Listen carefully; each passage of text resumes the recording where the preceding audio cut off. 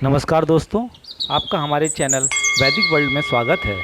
हर साल की कार्तिक मास की कृष्ण पक्ष की चतुर्थी के दिन महिलाएं अपने पति की लंबी आयु एवं मंगलमय जीवन के लिए निर्जला व्रत रखा करती हैं। इस दिन को ही करवा चौथ कहा जाता है। करवा चौथ की कहानी या कथा कुछ इस तरह से है। किसी समय की बात है, एक साहूकार था जिसके 7 बेटे और 7 बहुएं और एक बेटी थी।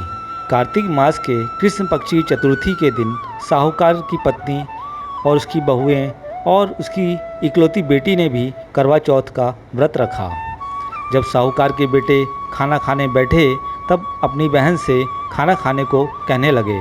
तब बहन बोली, भैया आज मेरा करवा चौथ का व्रत है, इसलिए चांद उगेगा तभी खाना खाऊंगी। साहूकार के बेटे अपनी बहन से बहुत प्यार करते थे। अपनी बहन को भूखा न देख सके, भाइयों ने सोचा कि बहन भूखी रहेगी, इसलिए एक भाई ने दिया लिया और एक भाई ने चलनी। दोनों एक पहाड़ी पर चढ़ गए। पहाड़ी पर दिया जलाकर चलनी की ओट में रख दिया और बहन से बोले, देखो बहन, चांद निकल आया है, अब तुम अपना व्रत खोल सकती हो।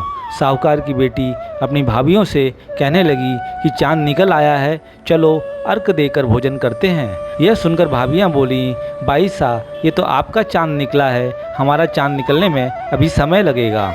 भूख से व्याकुल कृत्रिम चांद को ही अर्घ देकर साहूकार की बेटी खाना खाने बैठ गई। जैसे उसने पहला निवाला मुंह में डाला, उसमें बाल आ गया।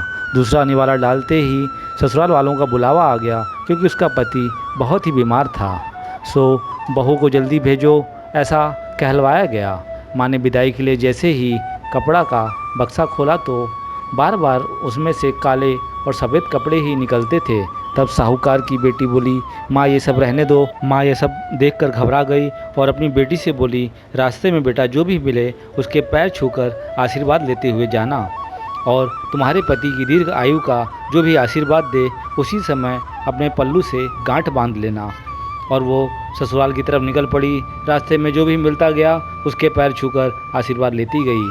सभी ने खुश रहो, धन्यदान हो जाए, लक्ष्मीवान बनो, लेकिन किसी ने भी पति की दीर्घ आयु का आशीर्वाद नहीं दिया। जब वह घर पहुंची तो जेठानी की लड़की बाहर ही खेल रही थी। तब उसने उसके भी पैर छुए तो उस लड़की ने सदा सौभाग्यवती रहो का आशीर्वाद दिया। यह सुनते ही उसने अपने पल्लू में गांठ बांध लिया।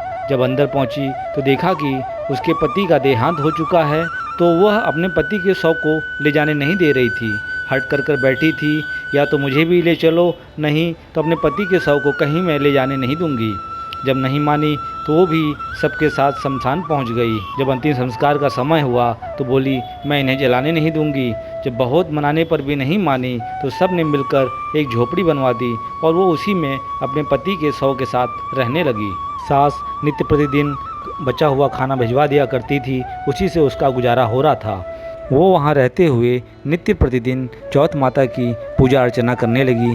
ऐसे ही कई दिन बीत गए। तब चौथ माता एक दिन प्रकट हो गई और वो उन्हें देखते ही उनके पैरों में गिर पड़ी। माँ, मुझसे बहुत बड़ी गलती हो गई थी, मुझे इसका पश्चाताप है। मैं नादान थी जो कृत्रिम चांद को असली चांद समझ बैठी और अपना व्रत तोड़ दी। मैं आपसे माफ़ी मांगती हूँ। तब चौथ माता बोली, हम में सबसे बड़ी चौथ माता कार्तिक की करवा चौथ माता हैं। जब इस बार फिर से करवा चौथ आएगा तब तुम पूरे तन मन से उनका व्रत रखना, उनका पूजन करना, और अगर वो प्रसन्न हुई तो उनसे क्षमा याचना करके अपने सुहाग की विनती करना।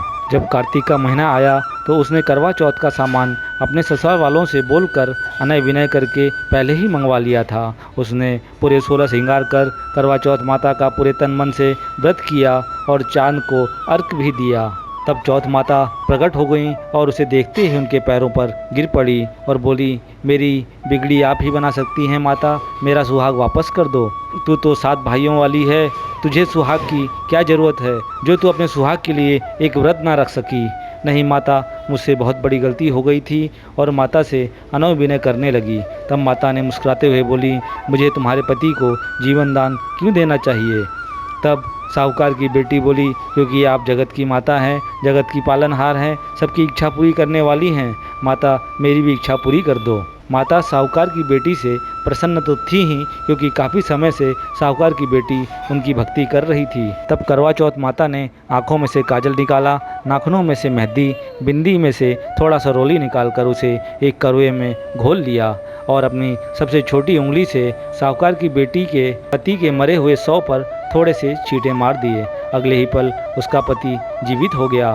दोनों ने करवा चौथ माता का आशीर्वाद लिया और अगले ही पल चौथ माता वहां से अंतर्ध्यान हो गई। जब सभी नगरवासियों को इस बात का पता चला तो सभी ने करवा चौथ माता का बड़ा गुणगान किया। दोस्तों, अगर आपको हमारी कथा पसंद आए तो कमेंट्स बॉक्स में जाके जय माता दी लिखना ना भूलें। जय माता दी।